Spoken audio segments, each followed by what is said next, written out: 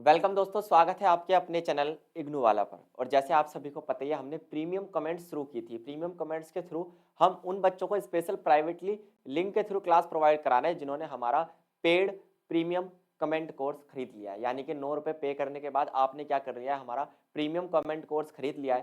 तो ये class premium course वालों के लिए है। उम्मीद है आपको ईमेल आईडी पर मिल ही गई होगी।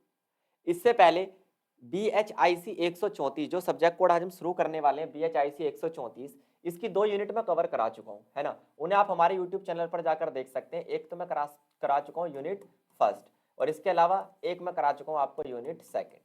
आज जो हम स्टार्ट करने वाले हैं दोस्तों, दैट इज यूनिट थर्ड। इस यूनिट थर्ड की जो PDF है आपको हमारे टेलीग्राम चैनल पर फ्री ऑफ कॉस्ट मिल जाएगी। समझा मैं आपको यहाँ दूंगा 20 से 25 मिनट की इस क्लास में। इसके अलावा बहुत से डाउट ये आ रहे थे कि सर हमारा जो प्रीमियम कमेंट वाला परचेज है ये कितने समय तक वैलिड रहने वाला है। तो 1 महीने तक आपका वैलिड रहने वाला है। 1 महीने तक आप कोई भी कोड हमें सजेस्ट कर सकते हैं। कोशिश करें ऐसा कोड सजेस्ट करें जो आपको थोड़ा सा डिफिकल्ट लगता हो। इस यूनिट का नाम है औपनिवेशिक शक्ति की स्थापना। सबसे पहले तो मैं आपको यह समझाना चाहूंगा कि औपनिवेशिक शक्ति होती क्या है दोस्तों। क्या औपनिवेशिक शक्ति, औपनिवेशिक क्या होता है? जो औपनिवेशिक होता है दोस्तों, उसका मतलब होता है किसी पर निवेश करके गुलाम बनाना। क्या करना? किसी पे पहले इन्वेस्टमेंट करना और निवेश करके क्या कर देना, किसी को गुलाम बनाना। जैसे भारत के कंटेक्स्ट में अगर देखें तो अंग्रेजी जो शासन था, यानी जो ब्रिटिश थे, ब्रिटिश ने भारत पर क्या किया था, भारत को अपना उपनिवेश बनाया था। ब्रिटिश ने भारत के लोगों को या भारतीय संसाधनों को या भारत को हम कह लें आर्यवर्त को क्या बनाया था दोस्तों, अपना उपनिवेश बनाया था। और उन्हीं की शक्ति की स्थापना को हम यहाँ पर क्या कहते हैं, औपनिवेशिक शासन की स्थापना कहते हैं। सन लगभग 1600 ईस्वी के आसपास, लगभग मैं आप मान के चलना 1600 ईस्वी के आसपास जो ईस्ट इंडिया कंपनी थी आपकी, क्या थी? East India company. East India company जो भारत के बंगाल वाले क्षेत्र की तरफ स्थापित की गई थी, इसके द्वारा स्टार्ट होता है औपनिवेशिक शासन। यानी सबसे पहले अंग्रेज भारत में करने क्या आए थे? ब्रिटिश भारत में व्यापार करने आए थे दोस्तों। करने क्या आए थे? व्यापार। लेकिन धीरे धीरे उन्होंने भारत की आर्थिक नहीं बल्कि राजनीतिक चीजों में दखल अंदाजी करनी शुरू कर दी। तो सबसे पहले हम ये समझते हैं, मैंने अभी आपको बताया कि ब्रिटिश साम्राज्य की विजय सबसे पहले कहाँ हुई? बंगाल में। बंगाल से शुरुआत होता है औपनिवेशिक शासन। तो हम सबसे पहले ये जानेंगे कि औपनिवेशिक शक्ति की स्थापना से पहले बंगाल पर किसका शासन था। 3 मुख्य नवाबों की हम यहाँ पर बात करेंगे। सिराजुद्दौला हो गए आपके, मीर कासिम हो गए आपके, और मीर जाफर हो गए। तो 3 ऐसे बंगाल के नवाब थे जिनके साथ ब्रिटिश या अंग्रेजी शासन का क्या हुआ, हाथापाई हुई। और उसके बाद जो हमारा बंगाल था वो किसके अधीन हो गया? वो ब्रिटिश साम्राज्य के अधीन हो गया। और ये कहानी आपकी चलेगी 1757 से लेकर 1765 तक, क्योंकि 1757 में हुआ था आपका प्लासी का युद्ध, और उधर 1765 में आपका होता है क्या? बक्सर का युद्ध, है ना। और इन दोनों युद्ध के बाद आपका क्या होता है दोस्तों? बक्सर के युद्ध के बाद बंगाल पूरी तरीके से अंग्रेजों के अधीन हो जाता है। तो हम बात करेंगे सिराजुद्दौला और ब्रिटिश साम्राज्य की, मीर जाफर और मीर कासिम की। और मीर कासिम के बाद तो आपको पता ही है, मीर कासिम के बाद तो बंगाल पर कोई नवाब ही नहीं हुआ, वो पूरी तरीके से अंग्रेजी शासन के अधीन हो गया। तो ये 3 वो नवाब है दोस्तों, ये बंगाल के 3 वो नवाब हैं जिन्होंने अंग्रेजी शासन का विरोध भी किया और साथ साथ उन्हें एक तरीके से अपॉर्चुनिटी दी, एक अवसर दिया कि वो बंगाल पर क्या कर लें, विजय प्राप्त कर लें और बंगाल की दीवानी प्राप्त कर लें। ये बात है सन 1757 के प्लासी युद्ध की, और उसके बाद किसकी? 1765 के बक्सर के युद्ध की, जब बंगाल की दीवानी प्राप्त हो गई। किसको? बंगाल की दीवानी प्राप्त हो गई। किसको? अंग्रेजी शासन को। दीवानी होता है जमीन पर होने वाला मालिकाना हक। ये किसको प्राप्त हो गया? ब्रिटिश साम्राज्य को। तो ये इसका इंट्रोडक्शन हो गया। चलिए बात करते हैं आगे। उम्मीद है इतना कॉन्सेप्ट आपको अच्छे से समझ में आया होगा जो मैंने यहाँ समझाने की कोशिश की है कि आज की क्लास में हम पढ़ने क्या वाले हैं। तो औपनिवेशिक शक्ति की स्थापना में सबसे पहले हम पढ़ेंगे कि ब्रिटिश विजय से पूर्व का बंगाल, यानी जब तक अंग्रेजों का शासन बंगाल में नहीं हुआ था तो बंगाल की स्थिति कैसी थी। तो ये बात है 18वीं शताब्दी की, जब बंगाल से यूरोप को क्या किया जाता था? कच्चे माल का, जैसे सोरा हो गया, चावल हो गया, नील हो गया, काली मिर्च हो गया, चीनी हो गया, रेशम है आपका, सूती कपड़ा है, कढ़ाई बुनाई के सामान है, इन सब का बंगाल से निर्यात किया जाता था। किसको? ऐसे कच्चे माल का निर्यात किया जाता था अंग्रेजी शासन को, और वहां से निर्मित वस्तुओं का आयात किया जाता था। बनी बनाई वस्तुओं का वहां से क्या किया जाता था दोस्तों? आयात किया जाता था। प्रारंभिक 18वीं शताब्दी में ब्रिटेन को एशिया से होने वाले आयात का, ब्रिटेन को एशिया से होने वाले आयात का केवल 60% बंगाल से ही प्राप्त होता था। इसका मतलब यह हुआ कि टोटल ब्रिटिश साम्राज्य 60% वस्तुएं कहां से मंगाता था, पूरे एशिया में केवल बंगाल से मंगाता था। तो सोचो कितना कच्चे माल का निर्यात अंग्रेजों द्वारा बंगाल से किया गया है। ठीक है, इसके अलावा आपको एक बात यहाँ पर याद रखनी है कि बंगाल की व्यापारिक क्षमताओं ने ही क्या किया था, अंग्रेजों को ध्यान आकर्षित किया था, क्योंकि अंग्रेज व्यापार करने आए थे। और संसाधनों के मामले में बंगाल, अभी मैंने बताया ना कितनी सारी चीजें, रुई हो गया आपका यानी कपास जिसे हम कहते हैं, काली मिर्च हो गई, रेशम हो गया, सूती कपड़ा हो गया, चावल, नील की खेती हो गई, ये सब चीजें बंगाल में बहुत अच्छे से होती थी। इसी कारण से अंग्रेजों का ध्यान बंगाल की तरफ खिसका था। दोस्तों इतनी सी बात आपको क्या रखनी है, याद रखनी है। क्लियर, समझ में आई ये बात? ठीक है। इसके अलावा अगर हम बात करें तो अब एक एक नवाब की बात करते हैं। बंगाल की विजय, अब देखिए बंगाल पर ब्रिटिश विजय कैसे हुई। 1757 से लेकर 1765 तक बंगाल का इतिहास नवाबों से अंग्रेजों तक क्या हुआ, शक्ति का हस्तांतरण हुआ। यानी कि पहले बंगाल की सत्ता किसके पास थी, नवाबों के पास थी। कब, 1757 तक। लेकिन 1757 से लेकर 1765 के बीच में कुछ ऐसी घटना घटी कि यहाँ के बंगाल के आधिकारिक रूप से मालिक कौन हो गए, पूरे बंगाल के हो गए अंग्रेज। क्लियर, इसे हम कहते हैं हस्तांतरण, ट्रांसफर हो गया सत्ता का। 8 वर्षों के इस समय में बंगाल के ऊपर 3 नवाबों ने शासन किया, जिनकी आज हम बात भी करेंगे। एक सिराजुद्दौला, एक मीर जाफर और एक आपके मीर कासिम। इन्होंने क्या किया, परंतु नवाब की प्रभु सत्ता को कायम रखने में वो क्या रहे, असफल रहे, और इसलिए सारी सत्ता अंग्रेजों के हाथों में दोस्तों क्या हो गई, चली गई। यानी कि 3 नवाब हुए, लेकिन नवाब वाला उनमें गुण नहीं था, उनके पास ताकत नहीं थी, इसलिए अंग्रेजों ने क्या किया, उनको हराकर पूरे बंगाल को अपने नियंत्रण में ले लिया, अपने कब्जे में ले लिया। इतनी सी बात आपको याद रखनी है, और उम्मीद है आपको बिल्कुल शॉर्ट सिंपल लैंग्वेज में लिखी हुई बातें समझ में आ रही होगी, ये आप नोट्स बना सकते हैं। डन, चलिए अब बात करते हैं सिराजुद्दौला और ब्रिटिश साम्राज्य के बीच क्या हुआ था। मैं आपको बताता हूँ वास्तव में कहानी क्या थी। देखिए सिराजुद्दौला जो थे 1756 में अलवर्दी खां के बाद क्या बने थे, नवाब बने थे। यानी कि सिराजुद्दौला से पहले बंगाल के नवाब कौन थे, बंगाल के नवाब थे आपके अलवर्दी। अलवर्दी के बाद आपके कौन आते हैं, सिराजुद्दौला आते हैं। ये बात आपको क्या रखनी है, याद रखनी है ना, कि बंगाल के नवाब कौन बने, फिर सिराजुद्दौला बने अलवर्दी खां के बाद। ठीक है दोस्तों, इतनी बात समझ में आई। उसके बाद क्या हुआ, उनके विरोध में उनकी चाची जो थी जिसका नाम था क्या, घसीटी बेगम, और सूबेदार, है ना, ये सब क्या हो गए। जैसे सूबेदार में किसका नाम आता है, शौकत जंग का नाम आता है। उन्होंने क्या किया, इसका पूरी तरीके से विरोध किया। आपको पता है सबसे पहले इंसान दूसरों से बाद में हारता है, अपनों से पहले हार जाता है। तो सबसे पहले दगाबाजी करनी किसने शुरू करी, नवाब के खुद के परिवार ने, जो कि उसके उत्तराधिकार के खिलाफ थे।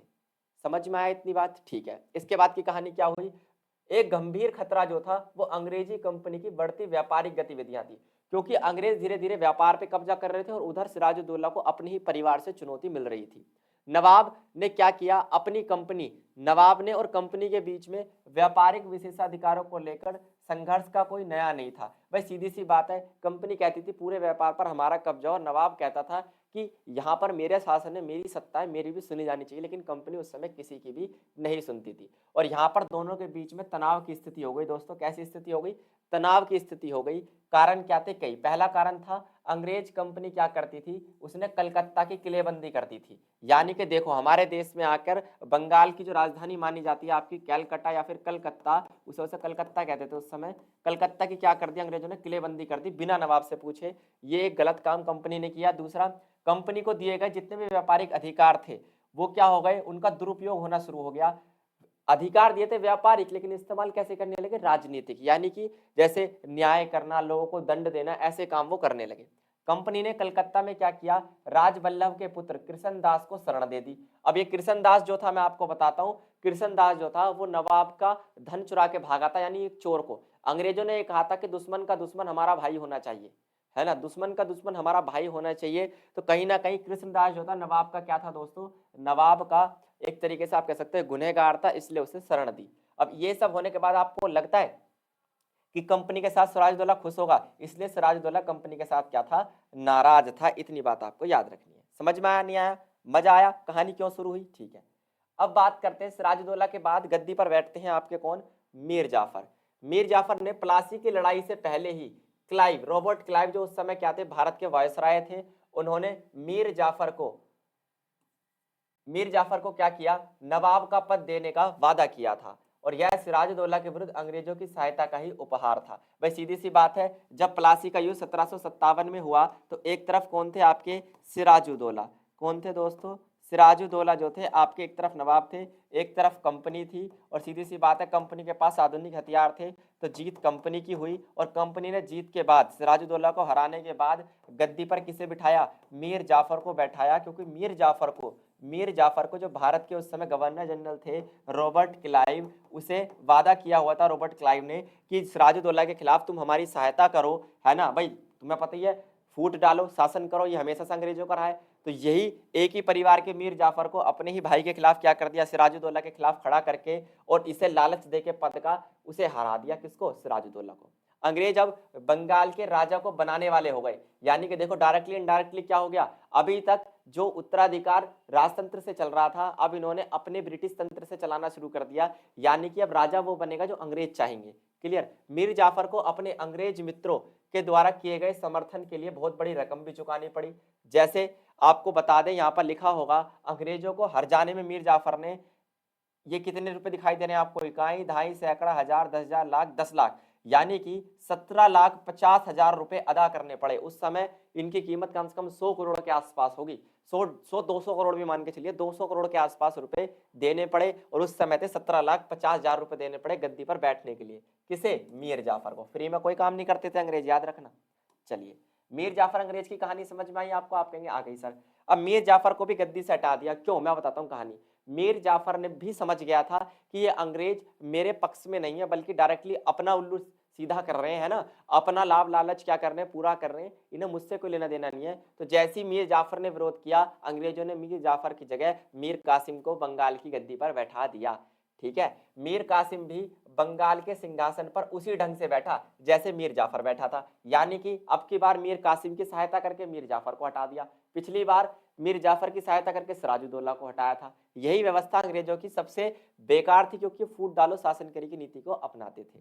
मीर कासिम ने भी क्या किया, अंग्रेजों को बहुत बड़ी बड़ी रकम अदा करी, है ना। इसके अलावा उन्होंने क्या किया, कलकत्ता में स्थित कंपनी से सुरक्षित दूरी को बनाए रखने के लिए मीर कासिम ने अपनी राजधानी को मुर्शिदाबाद से मुंगेर से स्थानांतरित कर दिया, यानी कि अंग्रेजों के डर से बार बार क्या करना पड़ता था, मीर कासिम को अपनी राजधानी हटानी पड़ती थी, क्योंकि अंग्रेजों के जितने पास रहेंगे, पहले इनकी राजधानी कलकत्ता में कंपनी के पास थी, लेकिन कंपनी शासन के कारण, डर के कारण इसने अपनी राजधानी तक चेंज कर ली थी, क्योंकि उसे लगता था कि कहीं जो चीज मीर जाफर के साथ हुई है वो मेरे साथ ना हो। क्लियर दोस्तों, समझ में आई कहानी। आप कहेंगे सर बिल्कुल ये कहानी हमें समझ में आ गई, मजा आ गया। तो अब मैं एकदम ब्रीफ में आपको 2 मिनट में बाकी की चीजें समझा देता हूँ, उसको थोड़ा ध्यान से आप समझने की कोशिश करना। तो हम बात कर रहे थे दोस्तों ब्रिटिश शक्ति की स्थापना, ब्रिटिश शक्ति की स्थापना। तो कैसे होती है ब्रिटिश शक्ति की स्थापना, ये हम यहाँ पर क्या कर रहे थे दोस्तों, बात कर रहे थे। तो ब्रिटिश शक्ति की स्थापना मैंने आपसे कहा था कि सबसे पहले ये कहानी शुरू होती है 1757 से लेकर कब तक, 1765 तक।